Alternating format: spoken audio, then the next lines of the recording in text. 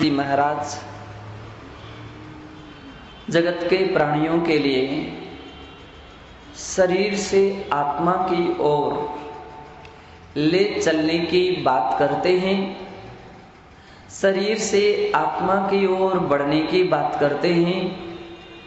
जीव अनादिकाल से केवल शरीर का ही दास रहा, शरीर का ही सेवक रहा, केवल शरीर के लिए ही अपना सब कुछ मानता रहा,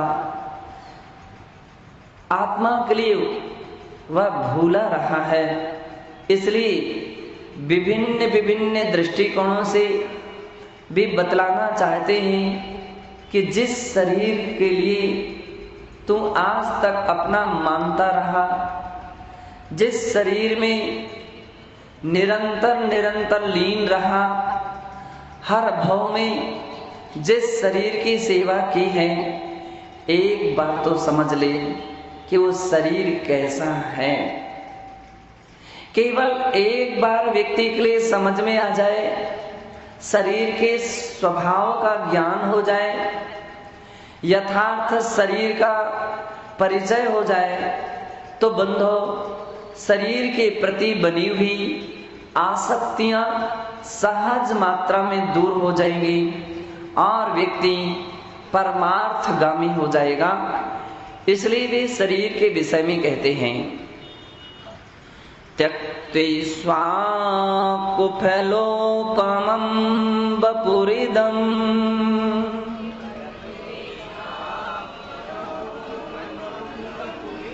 नैवोप्यभोग्यं नृणाम्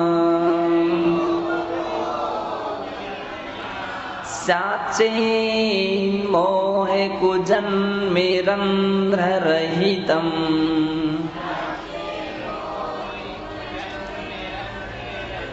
शुष्कं तपो धर्मितः नान्तर्गोरवितं तदा भवनदी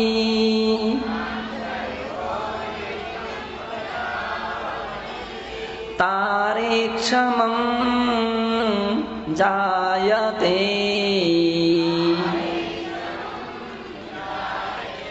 तत्र नियोजितं वरमया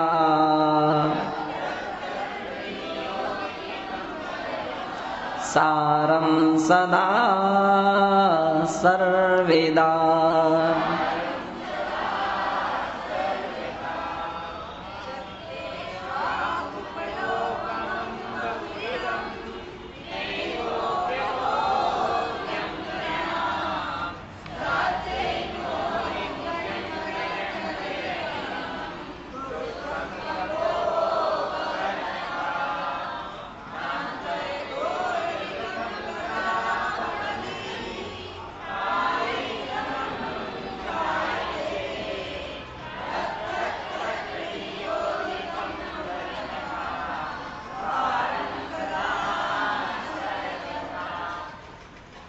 पूज्य आचार्य भगवान यहाँ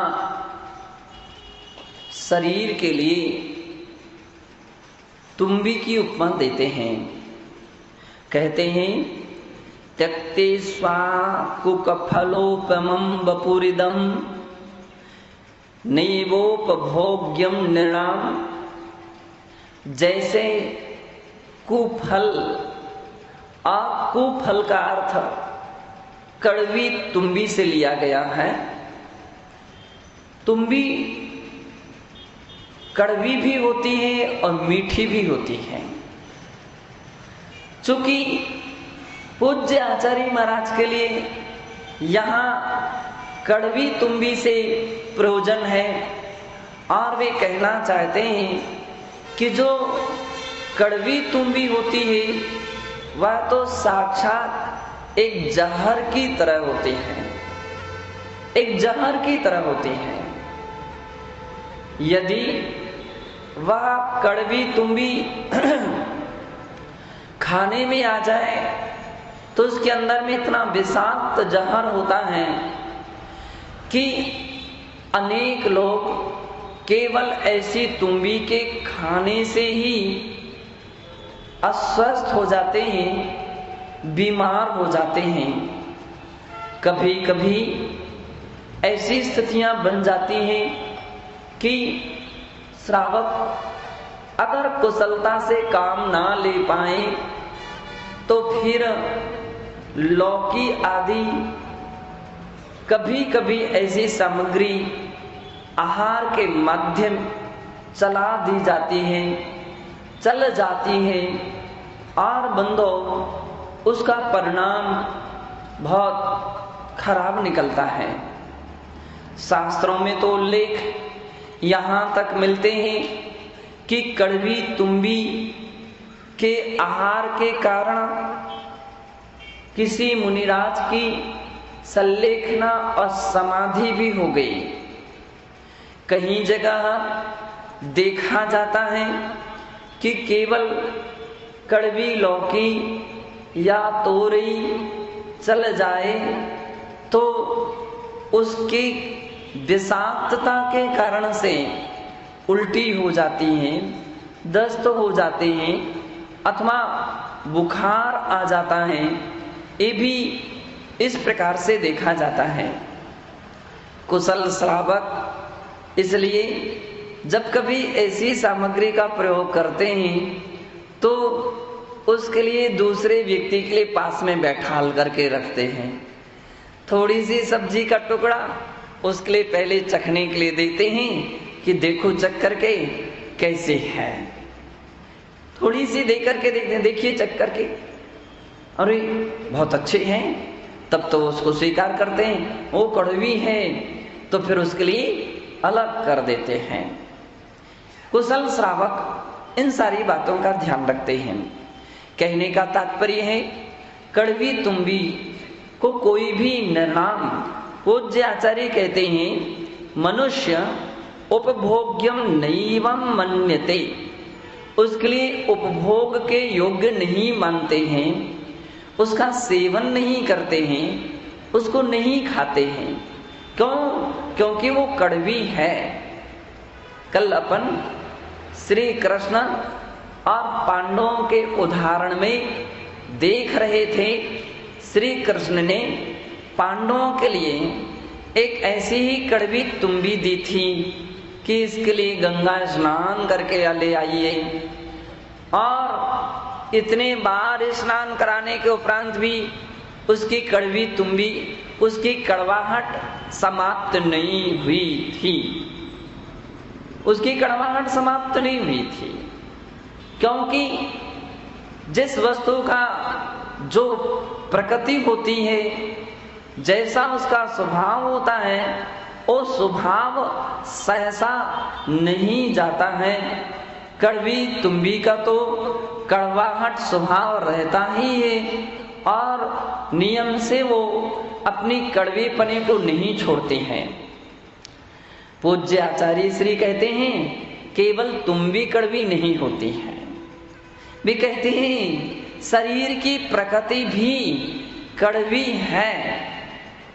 अब यहाँ शरीर की प्रकृति कड़वी है, इसका अर्थ कहीं आपको खा करके नहीं देखना है, कहीं उसको चख करके नहीं देखना है।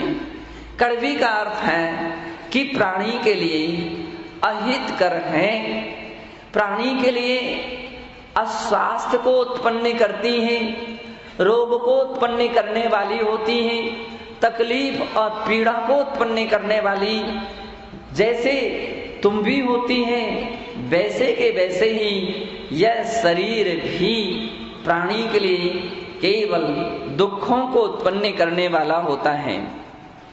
स्याचेन मोह को जन्म रंध्र रहितम शुष्कम तपोर घर में तहा। और उदाहरण आचार्य महाराज तुम्बी का देते हैं तो बहुत बहुत दृष्टिकोणों से उसके लिए समझाना चाहते हैं।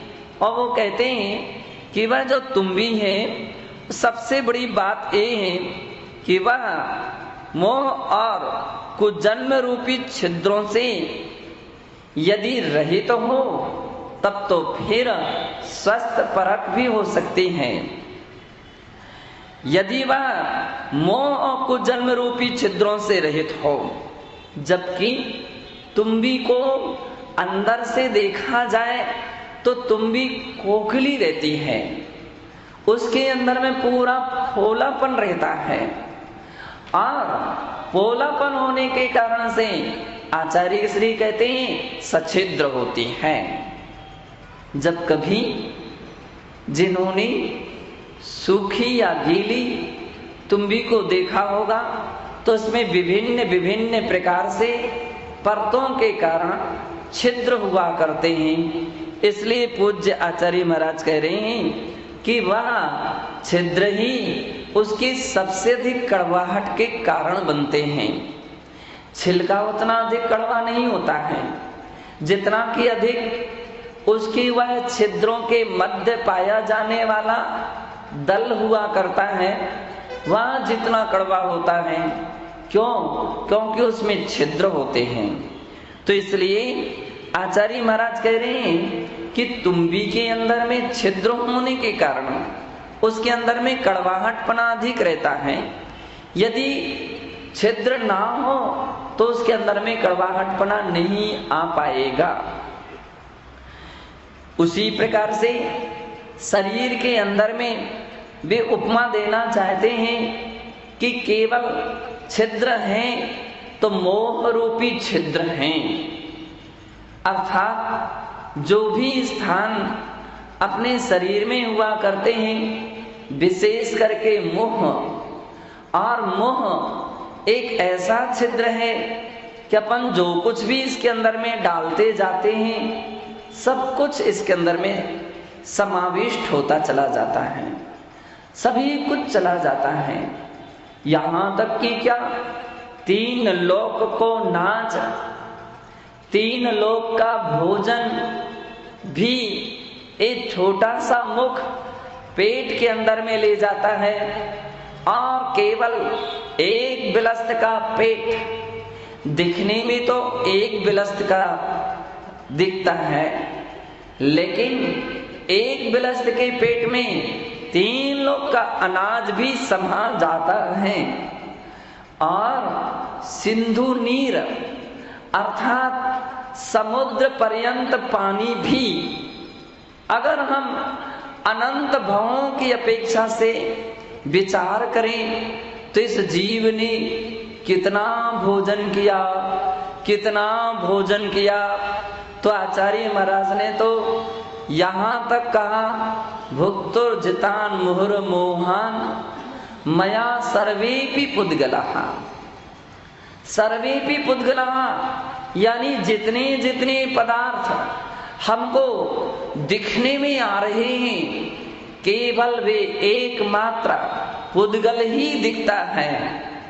6 द्रव्यों में केवल पुद्गल दिख रहा है, और जितना दिखने में आ रहा है बंदो ऐसे पुद्गल पदार्थों को सबवेपी, संपूर्ण पुद्गलों के लिए इस जीव ने किसी न किसी पर्याय में, किसी न किसी रूप में इनको अपना ग्रास बनाया है, इसको भोजन के रूप में ग्रहण किया है।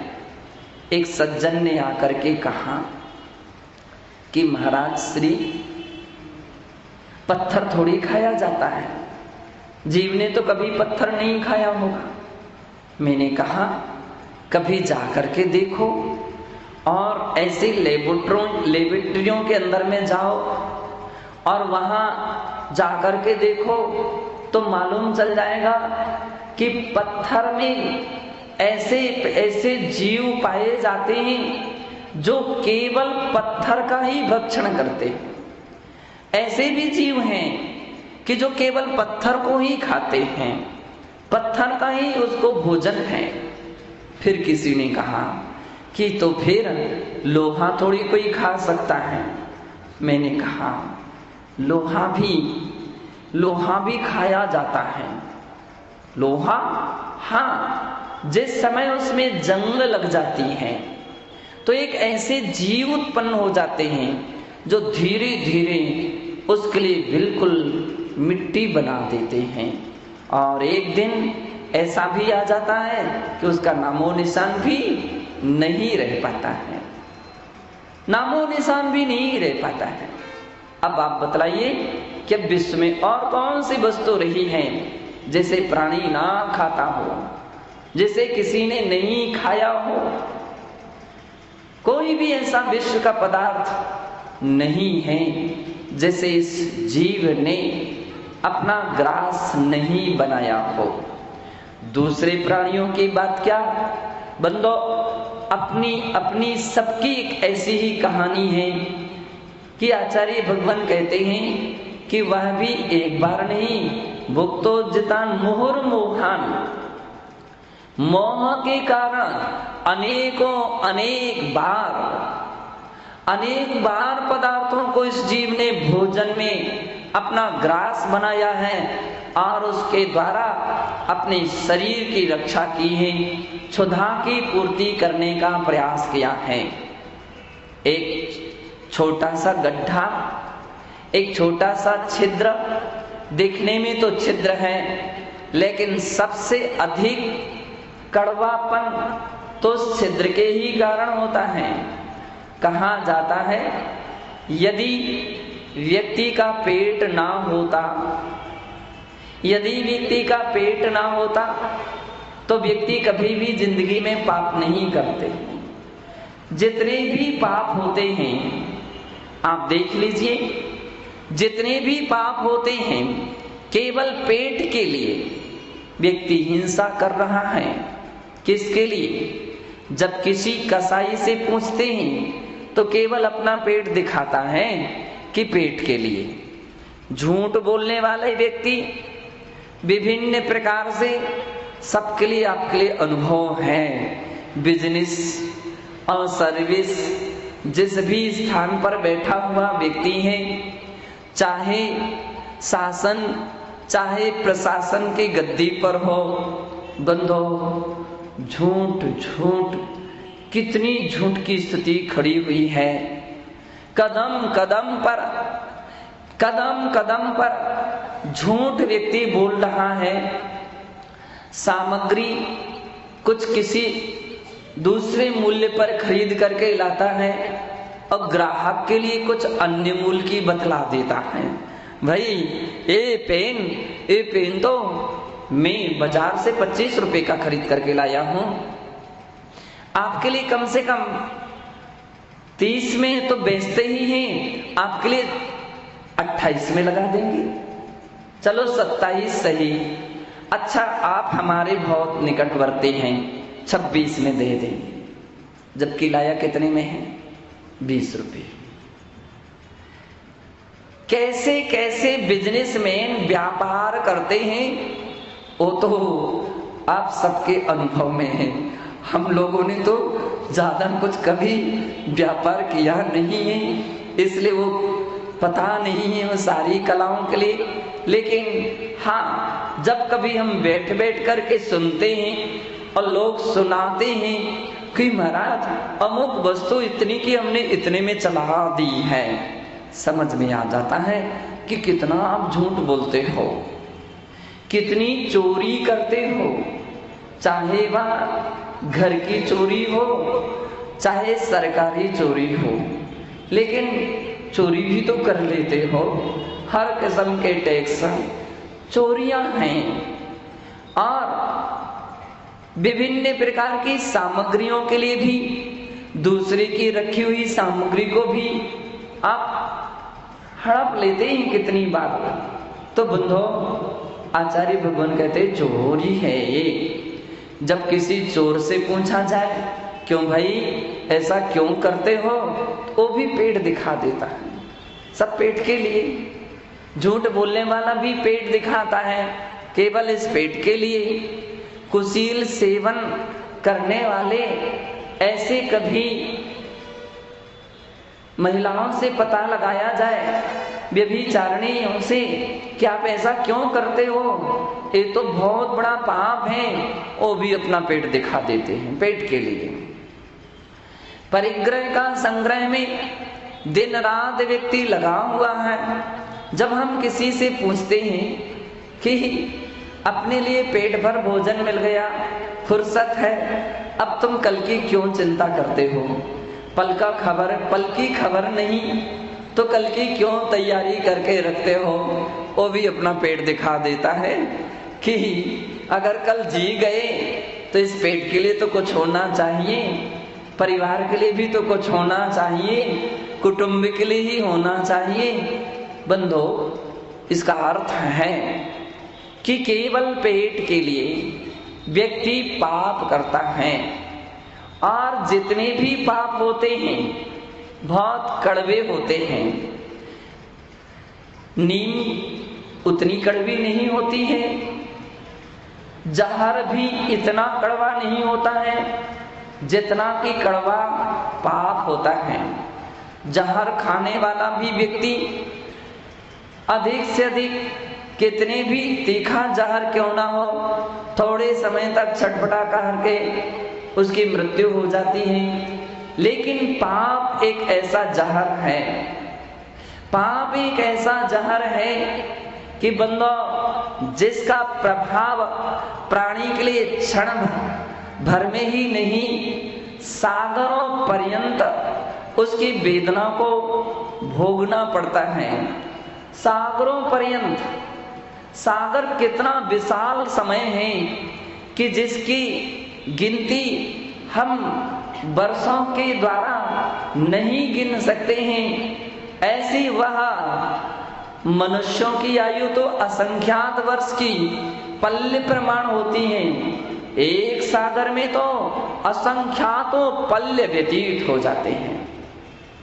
बंदो, इतनी विशाल आयु प्रमाण केवल व्यक्ति भोगता है तो अपने पापों के कड़वे कड़वे फल भोगता है। इसलिए आचार्य महाराज कह रहे हैं कि अंदर जैसे तुम भी छिद्र सहित होती है, यह जीव भी एक ऐसा, शरीर भी एक ऐसा छिद्र वाला है कि जिसके कारण ऐसे पाप कर लेता है कि जन्म जन्म तक और दीर्घ काल तक उसके कड़वाहट यानी पापों के फलों को यानी दुखों को प्राप्त होता है। यदि वह उससे रहित हो तब तो फिर कहना ही क्या है। तुम्बी में यदि छिद्र ना हो तो तुम्बी कड़वी नहीं हो पाएगी, और यदि शरीर में छिद्र ना हो तो व्यक्ति पाप नहीं करेगा। पेट ना हो तो फिर पाप करने की क्या आवश्यकता है? काहे के लिए व्यक्ति इतना सारा दौड़ धूप करता? केवल एक मात्र आचार्य कहते छिद्र के कारण। तथा तुम्बी जो होती है तप रूप धूप से शुष्क हो जाती है। तुम्बी कितनी बार वृक्ष पर लगी लगी सूख जाती है, यदि उसे तोड़ा ना जाए तो वह सूख जाती है, और व्यक्ति उसको निकाल करके कोई पानी भरने के काम में ले लेता है, तो कोई कमंडलू बनाने के काम में ले लेता है, तो फिर कोई संगीतकार तंबूरा बनाने के काम में ले लेते हैं। तुम भी पानी गर्मी यानी सूर्य की किरणों के कारण सूख जाती है, वह सूख जाती है। यहाँ पर आचार्य महाराज कह रहे हैं कि सूखती है इसलिए कुछ काम में आ जाती है, भली वो कड़वी बनी रहे। सूख गई है तो काम में आ सकती है, और जो सूखती नहीं है वो कोई काम की नहीं रहती है। तुम्बी को सुखाना आवश्यक होता है यदि किसी काम में प्रयोग में लाना है तो। पूज्य आचार्य भगवान कहते हैं शरीर को भी जिन्होंने तप के द्वारा सुखा दिया है तो इसलिए उनका शरीर भी सार्थक हो गया है, शरीर को पाना सफल हो गया है। लेकिन जो केवल शरीर की सेवा करते रहे हैं, शरीर का भरण पोषण करते रहे हैं, बंधो शरीर का भरण पोषण कितना भी करते जाओ, कितना भी करते जाओ, लेकिन यह गड्ढा इसका कभी भर ही नहीं सकता है, कभी नहीं भर सकता है। जब भी देखोगे एक खाली खाली रहेगा, अपवित्र रहेगा और अपवित्र पदार्थों को उत्पन्न करने वाला रहेगा। इसलिए पूज्य आचार्य भगवान कहते हैं कि राचने जोगे स्वरूपे नया को विरचने जोगे सही है, यतने पाए महातपे कीजे, या में सारे यही है। राचन जोग स्वरूप नया को, शरीर को पोषना, शरीर को सजाना और निरंतर शरीर की सेवा करना विद्वत जनों का काम नहीं है, विवेकी लोगों का काम नहीं है। ज्ञानी जन तो इस शरीर को प्राप्त करके बंधो यह तन पाए महातप कीजिए। तपस्या करने से ही शरीर की शोभा है। यूं कहा जाता है कि केवल एक औदारिक शरीर ऐसा है कि जिसके द्वारा तपस्या की जा सकती है। वैकृत शरीर के धारी देव और नार की तपस्या नहीं कर पाते हैं, तपस्या नहीं कर सकते हैं। आहारक शरीर तप का फल तो है, लेकिन वह स्वयं तपस्या नहीं कर सकता है। तेजस कर्मा ये तो निरुपभोग है, क्योंकि तत्वार सूत्र में कहा है निरुपभोगो मंत्यम, ये अंत के दो शरीर उपभोग रहित हैं। इसलिए केवल एक शरीर रह गया है, औदारिक शरीर। और औदारिक शरीर यद्यपि मनुष्य त्रियंचों में पाया जाता है, लेकिन त्रियंच उतनी तपस्या नहीं कर सकते हैं जितनी कि एक मनुष्य कर सकता है। लेकिन हाँ, शास्त्रों में उल्लेख है कि त्रियंच उतनी तपस्या तो नहीं कर सकते हैं कि जिससे कि निर्वाण प्राप्त हो जाए, लेकिन इतनी तपस्या जरूर कर सकते हैं कि उनके कर्मों का संवर हो सकता है, निर्जरा हो सकती हैं और बंदो स्वर्ग की प्राप्ति हो सकती है। बतलाते हैं भगवान महावीर स्वामी किसी पर्याय में सिंह की अवस्था में थे, सिंह की पर्याय में थे। और जब वे सिंह की पर्याय में थे तो एक बार किसी हिरण के ऊपर वह सिंह आक्रमण करने के लिए दौड़ रहा था और उसका शिकार करने के लिए दौड़ता दौड़ता चला जा रहा था। बंधो, आकाश में दो रिद्धिधारी मुनिराज, चारण रिद्धिधारी मुनिराज आकाश से जा रहे थे और अचानक उनकी दृष्टि उस शेर और हिरण पर पड़ी। तब तक तो शेर ने हिरण के ऊपर जोर से इतना गहरा पंजे का वार कर दिया था कि हिरण की तो उसी वक्त मृत्यु हो गई थी। बंधो, वे चारण रिद्धिधारी मुनि महाराज विचार करते हैं, ओहो, यह सिंह का जीव भविष्य का तीर्थंकर होने वाला है, 24वां वर्धमान नाम का तीर्थंकर होगा। महावीर, सन्मति वीर, अतिवीर आदि इनके नाम होंगे और आज ऐसी हिंसा के कार्य कर रहा है। दयालु, प्रकृति के धारी, दया मूर्ति, करुणा निधि, वे दोनों संत बंधु उस वक्त सिंह के लिए संबोधन करने के लिए आकाश से नीचे पृथ्वी पर उतर आते हैं और सिंह के लिए संबोधन देते हैं।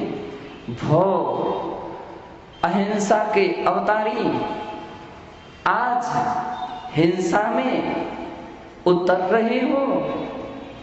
भोजी सोच, अपनी भविष्य अवस्था को देखने का प्रयत्न कर। भविष्य का तू 24वां तीर्थंकर होगा, भविष्य का तो 24वां तीर्थंकर होगा।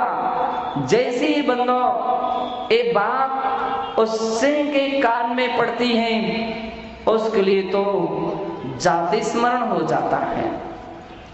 हो मैं तीर्थंकर होऊंगा, ये बात तो मुझे ऋषभदेव तीर्थंकर ने भी समावसरण में मरुभूति के पर्याय में बतलाई थी, मारीची की पर्याय में मुझे सुनाई थी।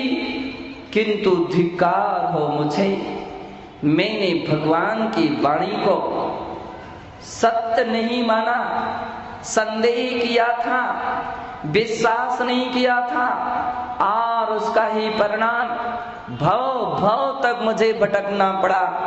बंधो, शेर के लिए सब कुछ स्मृति में आने लगा। जाति स्मरण का अर्थ है सारी बातों का याद आ जाना, स्मृति का जागृत हो जाना। बंधो, उसके आंखों से अश्रुधारा झर झर झरने लगी। और फिर महाराज भी कह रहे हैं कि भविष्य का तीर्थंकर, अहिंसा की दिव्य घोषणा करने वाला, सेना अहिंसा की बहुत बड़ी शंखनाद करने वाला, आज हिंसा के कार्य में लगा है। भो भव्य, तो इस हिंसा के पाप को छोड़, ये सब दुर्गति में ले जाने वाली है। दुख और वेदनाओं को देने वाली ये हिंसा है, इसको छोड़। जिस जीव को तू अपना ग्रास बना रहा है, वह ग्रास अधिक समय तक तेरे लिए क्षुधा नहीं नसा सकेगा, क्षुधा की पूर्ति नहीं कर सकेगा। यदि क्षुधा ही तुझे पूर्ति करना है, भूख ही मिटाना है, तो संसार में बहुत सारे पदार्थ हैं। कम से कम इन प्राणियों के विषय में तो सोच, ये भी एक प्राणी है। तुझे केवल क्षुधा की वेदना हो रही है और इन्हें तुम्हारे द्वारा मारे जाने की वेदना हो रही है। मृत्यु के सन्मुख क्षुधा की वेदना इतनी अधिक नहीं होती है। क्षुधा तो अनेकों अनेक अन्य सामग्री के द्वारा पूर्ति की जा सकती है, लेकिन बंधो, मृत्यु के लिए अन्य किसी भी प्रकार से एक बार आत्मा निकल जाए तो उसके लिए वापस नहीं लाया जा सकता है। जीवन एक बार समाप्त हो जाए, वह पुनः प्राप्त नहीं हो सकता है।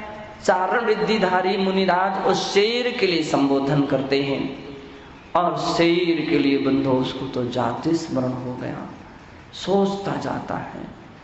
और अंत में जाकर के मुनिराजों की 3 परिक्रमा लगाता है, और मुनिराज उसके लिए उपदेश देते हैं कि आज से तुम मांस भक्षण का त्याग कर दे। और बंधो, शेर प्रतिज्ञा ले लेता है कि आज से कभी अब हम मांस भक्षण क्या, किसी वनस्पति कायिक पेड़ पौधों के लिए भी नहीं मारेंगे, नहीं सताएंगे, और उनको मार करके अपना ग्रास नहीं बनाएंगे। बंधो, देश व्रत को धारण करने वाला, एक देश व्रत को धारण करने वाला वह सिंह अपने जीवन में समस्त प्राणियों को मारना तो बहुत दूर रहा, और नहीं तो वह सताना भी अब उसने बंद कर दिया। क्रूर विकराल आवाज को भी निकालना बंद कर लिया, अपनी विकराल चेहरे को भी दिखाना भी बंद कर लिया। सहज शांत अवस्था में केवल वृक्षों से गिरे हुए सूखे पत्तों से अपनी क्षुधा पूर्ति करता है। झरने के से टकराया हुआ जो जल अथवा सूर्य की किरणों से संतप्त हुआ जल से ही वह अपनी प्यास बुझाता था। पानी छान तो नहीं पाता था, गर्म करने का भी उसके पास कोई साधन नहीं थे, लेकिन इस प्रकार की शुद्ध और प्राशुद्ध सामग्री के द्वारा वह अपने देश व्रत का पालन करता है। बंधो, पूज्य आचार्य श्री सकल कीर्ति महाराज उस सिंह के विषय में लिखते हैं कि वह उस समय तो ऐसा नजर आने लगा मानो कोई यति, कोई साधु ही हो, कोई व्रती ही हो और श्रावक की व्रत की पालन करता हुआ वह इतना सरल प्रकृति का हो गया, इतना सरल प्रकृति का हो गया कि उस शेर के लिए लोगों ने पत्थर मारना शुरू कर दिए, मिट्टी डालना शुरू कर दिया, लकड़ी आदि फेंकना उसके ऊपर शुरू कर दिया, लेकिन फिर भी शेर ने अपनी प्रतिज्ञाओं को नहीं तोड़ा, अपनी प्रतिज्ञाओं को नहीं तोड़ा। पूज्य आचार्य भगवान यहाँ पर यहाँ इतना ही कहना चाहते हैं कि एक सिंह जैसे प्राणी भी तपस्या करके इस शरीर के लिए भी सफल और सार्थक कर लेते हैं, सफल बना लेते हैं। बंधो, वे मनुष्य भी धन्य हैं जो इस शरीर को पाकर के महान तप करते हैं। यह तन पाय महातप कीजे, या में सार यही है।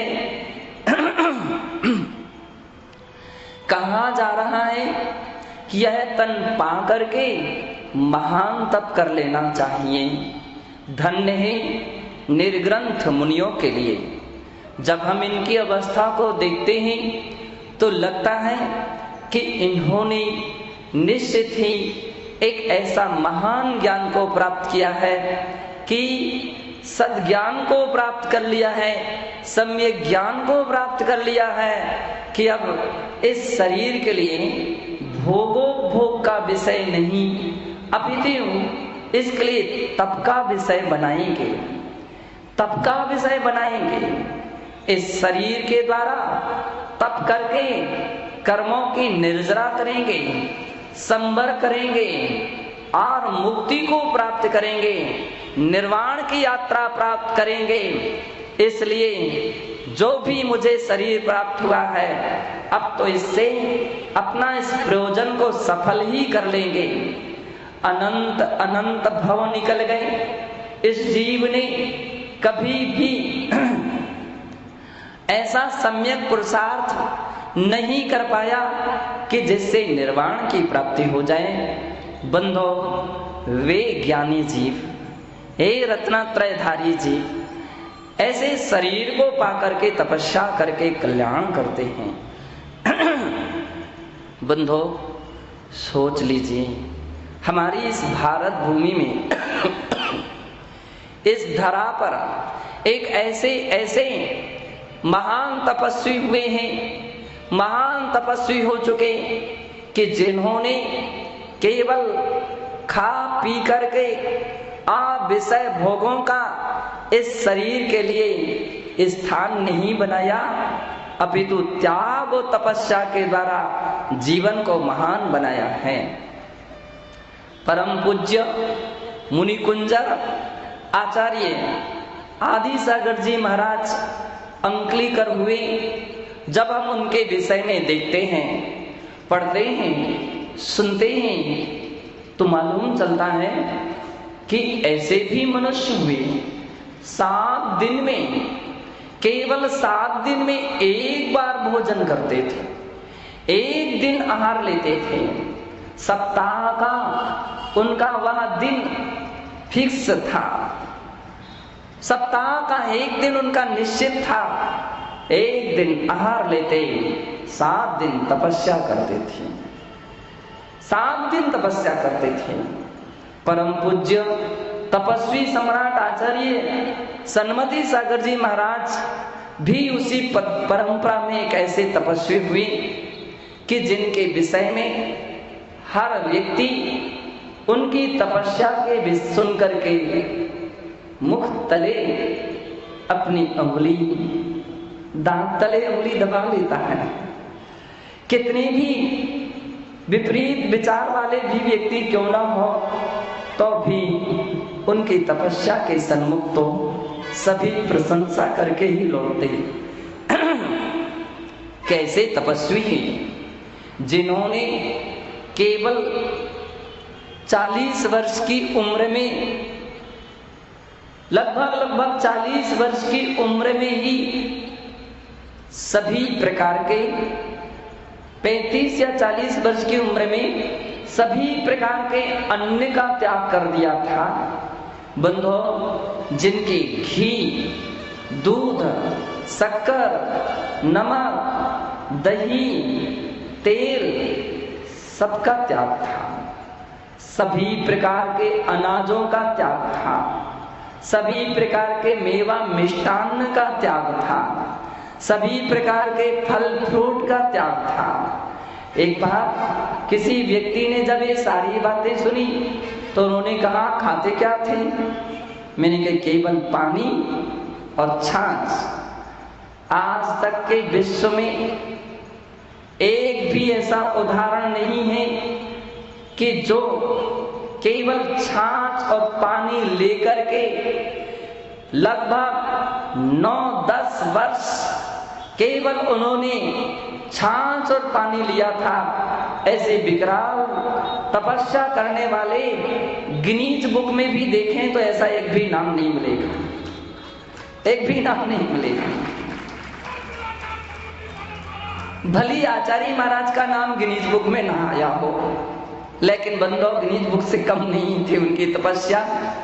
यदि कोई साइंस का विद्वान, साइंस का व्यक्ति उनके विषय में रिसर्च करे तो आज बड़े बड़े विद्वानों के लिए भी आश्चर्य होगा कि क्या केवल छाछ पानी पर इतने समय तक व्यक्ति रह सकते हैं क्या? लेकिन आचार्य सन्मति सागर जी महाराज का उदाहरण बेजोड़ उदाहरण है, बेजोड़ उदाहरण है। आज तक के इतिहास में किसी भी पुराने शास्त्रों में भी हमको ऐसे उदाहरण पढ़ने में नहीं आए जो पूज्य आचार्य सन्मति सागर जी महाराज के लिए हम लोगों ने आंखों के सन्मुख देखा है। बंधु, अपन इतना कुछ ना कर सके तो इतना तो कर सकते हैं कि रात्रि भोजन ना करें, आलू प्याज ना खाएं, कुछ ना कुछ ऐसे अभक्ष्य पदार्थों का त्याग करें। पूज्य आचार्य महाराज कह रहे हैं कि जिसने इस तन को तप के द्वारा सजा लिया है, उनका वह तन सार्थक हो गया है, सफल हो गया है। जो तुम भी सूख जाती है वही अपना महत्व रखती है और उसका तुम भी होना, तुम भी पना भी सार्थक हो जाता है। जिस प्रकार से तुम भी सूखने के बाद अधिक मूल्यवान हो जाती है, संत जन भी और उनका शरीर भी बंदो तपस्या के पश्चात अधिक मूल्यवान हो जाता है, अधिक उसकी कीमत बढ़ जाती है।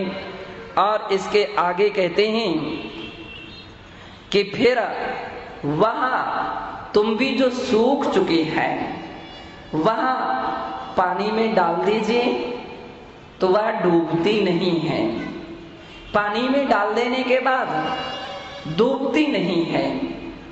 बंधुओं, जिन्होंने तपस्या से शरीर को और आत्मा को तपा लिया है, वह आत्मा भी संसार समुद्र में फिर कभी डूबती नहीं है, अपितु वह वहां से पार हो जाती है।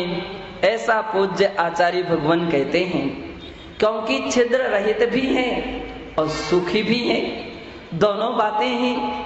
गीली तुम्बी तो फिर भी कुछ ना कुछ तो डूब जाती है, पूरी ना डूब पाए, लेकिन सूखी तुम्बी तो बिल्कुल ऊपर तैरती तैरती रहती है। इस प्रकार से मोह एवं कुजन्म से रहित करके पूज्य आचार्य महाराज यहाँ कह रहे हैं कि अपने जीवन में तपस्या करना ही इस शरीर की सार्थकता है। तत्र नियोजितम वरमथा सारं सदा सर्वदा। जो व्यक्ति हमेशा इस प्रकार के अनेक प्रकार के तपों की नियोजना इस शरीर के द्वारा करते हैं। चातुर्मास काल एक ऐसा काल माना जाता है कि जहां यूं कहा जाता है कि जैन समाज में तो तप त्याग की मानो बाढ़ ही आ गई हो।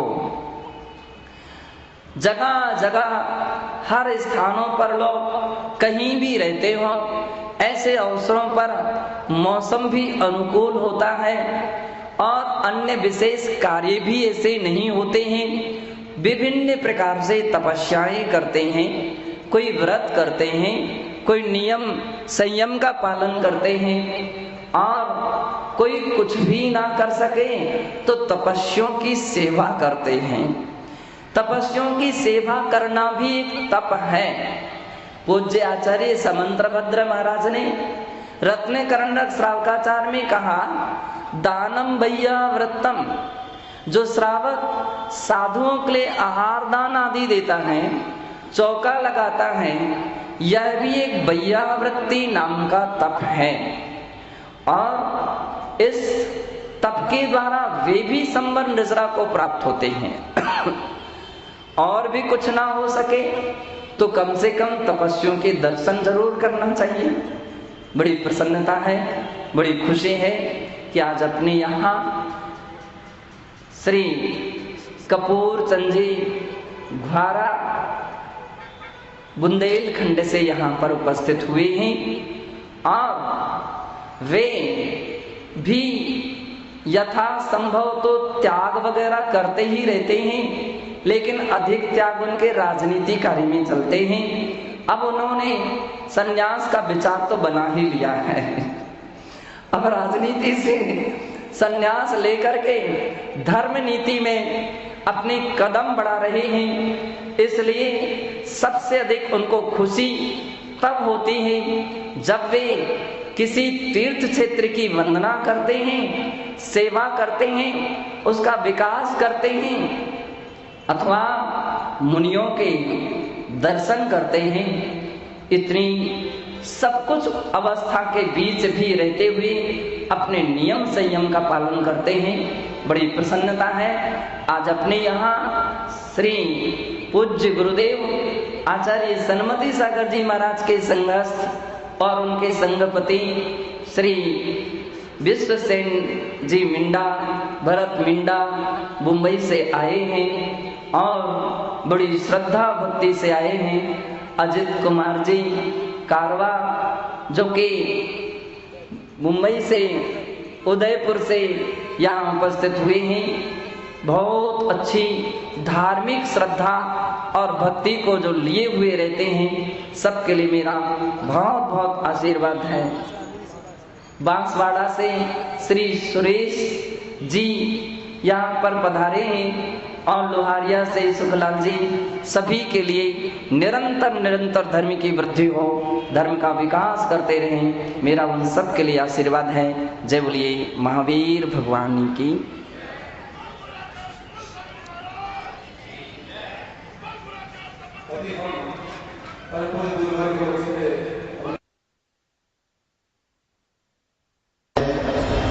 आचार्य विशुद्ध सागर जैसे साधु जिन्हें चर्या श्रोमणी की उपाधि से भी सम्मानित किया गया, उपाधि नहीं, प्रैक्टिकल चर्या श्रोमणी है, त्याग मूर्ति है। एक एक साधु इनके ये जांच परख करके दीक्षाएं देते हैं। हालांकि कभी कभी मेरी इच्छा के विपरीत, मेरी इच्छा से तो दीक्षाएं होती नहीं है, लेकिन मैं बहुत कुछ कहता हूँ आचार्य श्री से कि महाराज बुजुर्ग लोगों को दीक्षाएं नहीं दें, लेकिन महाराज का ये कहना है कि भैया ये तो बताओ हम नहीं दें दीक्षा बुजुर्गों को, लेकिन आत्म कल्याण की उनकी अगर भावना हुई है तो वो कहाँ जाए।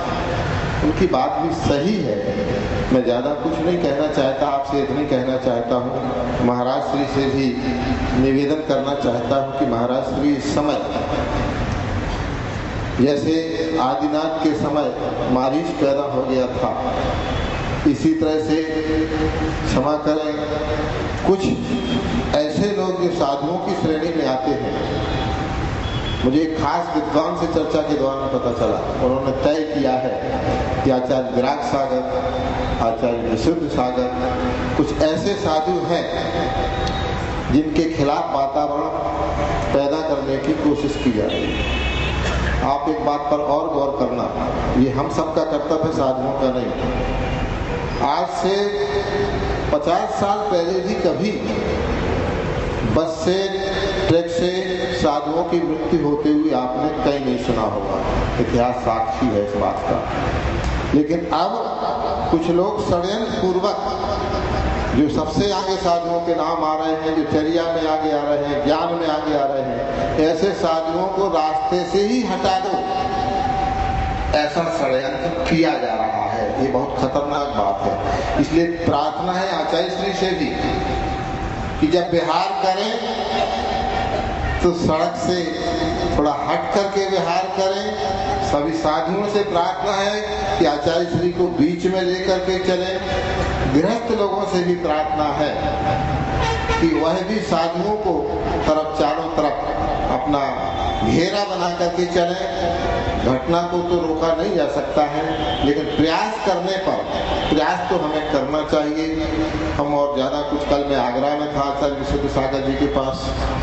आज स्थिति ये है बुंदेलखंड में, बल्कि देश में, कि सब लोग आपके सुयोग्य शिष्य आचार्य विशुद्ध सागर से उनका आशीर्वाद लेना चाहते हैं। सत्यता तो ये है कि अब निश्चय नए के लोग ही आचार्य विशुद्ध सागर के चरणों में पहुंच करके शुद्ध ज्ञान का अर्जन कर रहे हैं। ये बहुत बड़ी प्रसन्नता की बात है।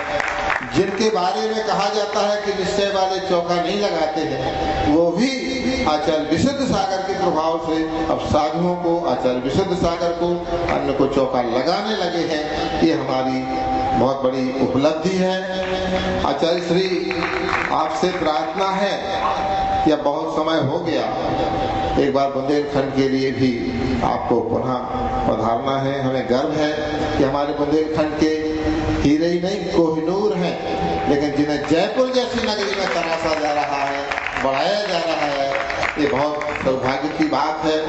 आचार्य श्री के आशीर्वाद से ही सत्यता ये है कि मैं साधुओं को आहार नहीं देता था। जब आचार्य श्री टीकमगढ़ पर पहुंचे, बोले महाराज जी आप चौका क्यों नहीं लगाते? मैंने कहा चौका तो लगता है महाराज, मैं आहार नहीं देता।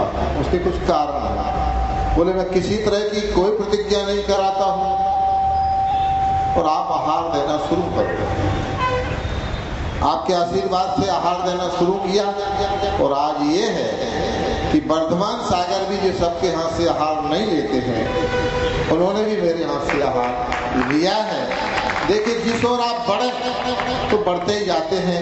मैं ज़्यादा बड़ी बात तो नहीं कहता। मुझे गर्व है आचार्य श्री के आशीर्वाद का कि राजनीति में कैबिनेट मंत्री रहते हुए भी शुद्ध भोजन मैं 8 साल की उम्र से कर रहा हूँ, उसको पालन कर रहा हूँ, रात्रि भोजन नहीं करता। सब बात है। यहाँ पर जो भी प्रबुद्ध जन है उनसे प्रार्थना है, गहलोत साहब से मिले। ईद मिलने के लिए सभी मुख्यमंत्री जाते हैं, देश के कहीं भी हो, प्रधानमंत्री भी जाता है, लेकिन क्षमा मांगने के लिए कोई जाता क्या? नहीं आता, क्योंकि हम अपनी ताकत नहीं दिखा पाए। हम गर्व के साथ कह सकते हैं कि मध्य प्रदेश के मुख्यमंत्री से जब मैं विधायक था, मैंने उनसे निवेदन किया कि जब ईद मिलने जा सकते हैं तो क्षमा वाणी भी मिलना चाहिए आपको। और उन्होंने क्षमा वाणी पर बुलाया मध्य प्रदेश की समस्त जैन समाज को और क्षमा वाणी मनाई और घोषणा की कि हर साल क्षमा वाणी का पर्व शासन की ओर से मनाया जाएगा, राजभवन में मनाया जाएगा, मुख्यमंत्री के निवास पर मनाया जाएगा। जब मनाया गया तो मैंने निवेदन किया, मुख्यमंत्री जी आप रात को मनाते हैं, जैनी लोग रात को खाते नहीं हैं, इसका क्या मतलब? तो उन्होंने फिर दिन को 5 बजे बोले अंधो वाले अंधो करें, कभी जैनी तो ऐसे हैं कि जो नियम है कि रात ही भोजन करें, उनकी बात अलग है। तो वो मनाना शुरू कर दिया। हमारे यहाँ, आपके यहाँ भी शायद हो सकता है, बच्चों को स्कूल में पढ़ने वाले बच्चों को दोपहर जो सवेरे नाश्ता दिया जाता उसमें अंडा दिया जाता था। मैंने निवेदन किया मुख्यमंत्री जी ये तो कोई बात नहीं है, पौष्टिक और चीजें भी दी जा सकती हैं। मुख्यमंत्री ने एक कदम से तत्काल ये फैसला कर लिया कि अब अंडा नाश्ते में नहीं दिया जाएगा। मेरी प्रार्थना आप सबसे ये है कि मुख्यमंत्री से मिलें, उदाहरण सहित उनसे बात करें और निवेदन करें। और जो लोग कहते हैं कि हम भैया क्या करें, बहुत बड़ा व्यापार करते हैं, पक्का मान लेना आप व्यापार करते हैं, राजनीतिक आदमी को तो 1 मिनट की फुर्सत नहीं होती है। जब मैं राजनीति में रह करके भी छना पानी पी सकता हूँ, रात्रि भोजन नहीं करता हूँ और कुछ शुद्ध भोजन करता हूँ, महाराज भी कहते हैं तो भी मैं अपना भोजन साथ में लेके चलता हूँ। मेरा निवेदन है कि आप क्यों नहीं कर सकते? जैसा आप तय कर लें, विदेश यात्रा पर भी गया तो अपना भोजन ही किया, 60 रुपए का 1 केला खाया, 3500 का किलो टमाटर खाया, सब कुछ खाया, लेकिन अपने चारित्र को जितना आप बचा सकते हैं। और एक महाराज श्री आपसे प्रार्थना है, मैंने जयपुर के कार्यक्रम में भी निवेदन की थी कि आपसे प्रार्थना है कि राजनीति में अब कम शुद्ध लोग रह गए हैं और अशुद्ध लोग इसलिए प्रवेश कर रहे हैं राजनीति में कि अच्छे लोग राजनीति में नहीं जा रहे हैं, उनसे बाहर हैं, इसलिए अच्छे लोगों को राजनीति में प्रवेश करना चाहिए। अन्ना जी का भी यही कहना है, हमारा भी यही निवेदन है। आप कुर्सी कभी खाली नहीं रहती है, कुर्सी शासन की कभी खाली नहीं रहती, अच्छे लोग नहीं मिलेंगे तो जैसे लोग मिलेंगे तैसे बैठेंगे। इसलिए अच्छे लोग राजनीति में आए और शुद्धाचरण करके, आप मालूम है अगर कभी पुराने जमाने में कोई जैनी गवाह देता था तो कहते थे जैनी की गवाह असत्य नहीं होती, सत्य होती, कोर्ट यथावत मानता था। हम कहां से कहां चले गए, रास्ता भटक रहे हैं। मैं और ज्यादा ना कहते हुए क्योंकि चर्या का समय भी हो गया है, आपने मुझे बुलाया, सम्मानित किया, मैं बहुत बहुत आभारी हूँ आप सबका। और प्रार्थना है कि सिद्ध क्षेत्र द्रोणागिरी वहाँ का मैं अध्यक्ष हूँ, आप सब भी द्रोणगिरी की वंदना के लिए पधारें, बुंदेलखंड की वंदना के लिए पधारें। सादर जय जनेन्द्र आचार्य श्री को, संघ को त्रैवार नमोस्तु नमोस्तु नमोस्तु।